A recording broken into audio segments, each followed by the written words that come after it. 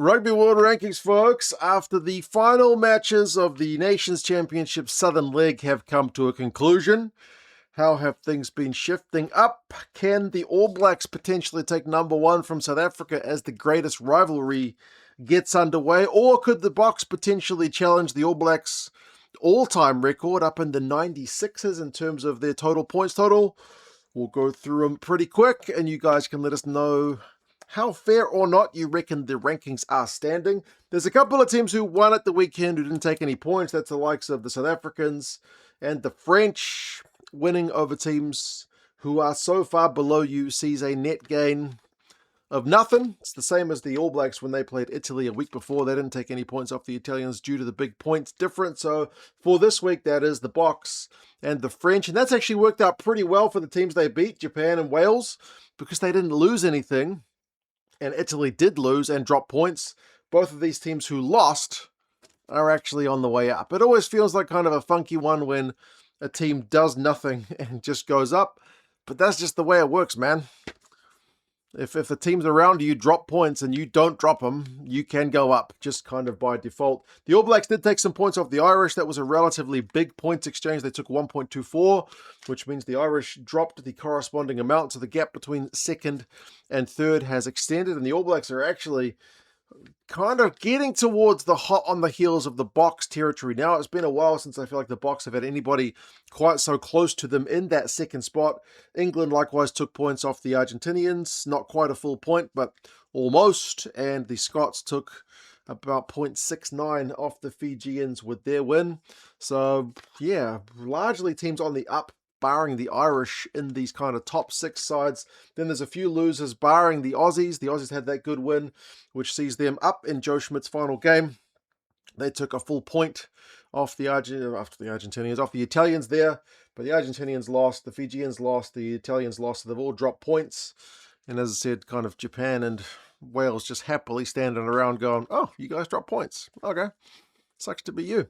For the teams in the Nations Cup, there were a whole bunch of points changes. The biggest winners, the absolute biggest winners, and I watched the highlights of this one, Hong Kong, who are down in like 23rd, managed to knock off Uruguay in Uruguay.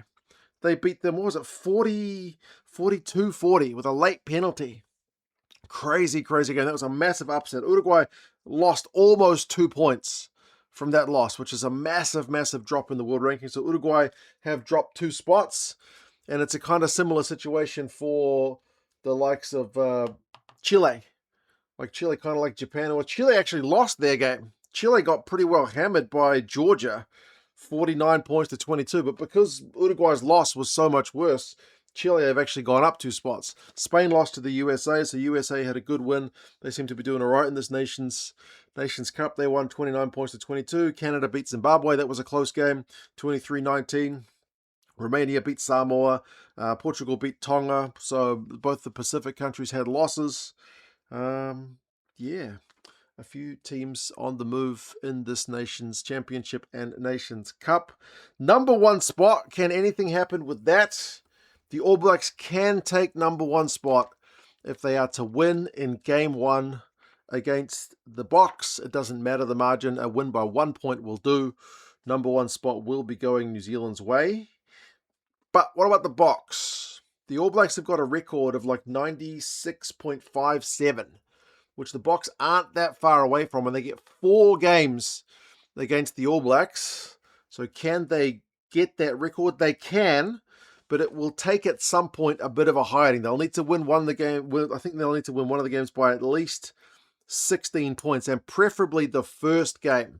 I think if they win all 4 games by a tighter margin than 16 points, so a closer game, then they won't take enough, because you take more points by winning by 16 or more. That's the way the rankings are calculated. So it's part of the reason the All Blacks took a big chunk off the Irish, because the victory was more substantial than just like a 1 or 5 point victory kind of thing. So particularly if the Boks could win that first game by 16, they'll be all the way up to 95.21. But you got to remember, it'll be kind of like diminishing returns for the Boks, because for every win they were to get over the All Blacks ranking would drop and the Boks ranking would increase. So for the next game, when the rankings are further apart from each other, the Boks would take less. So they'll take most points. Whoever wins, obviously the first game is the most important one because the rankings are quite close right now in the scheme of things. If the Boks were to win the first, the second, the third, then by the time you get to the fourth game, the gap between the sides would be quite large, so you'd be taking a lot less points. So if they want that record, they'll need to probably win, I think, all four. I think they definitely need to win all four, and one of them by a big margin, preferably the first one. But I'm hoping my All Blacks can win at least one of those games on that tour. There's been optimistic signs from Dave Rennie thus far. But yep, that's the Nations Championship rankings. There are a few kind of changes. Italy, the big loser of the round. Scotland, England, All Blacks, kind of all on the way up. And the Wallabies send out Joe Schmidt with a decent enough result to finish 8th. It doesn't seem too far from, I think, reality in terms of the way the teams are ranked. But you guys let me know your thoughts. How do you think the teams are stacking up? Congratulations to Hong Kong for getting the biggest kind of points exchange win of the round. They are off my whiteboard down in 23rd, but yeah, doing all right ahead of the World Cup, which they'll be attending next year. You guys take care. Subscribe to the channel if you want some more rugby chat, and I will talk to you guys again soon. See you later.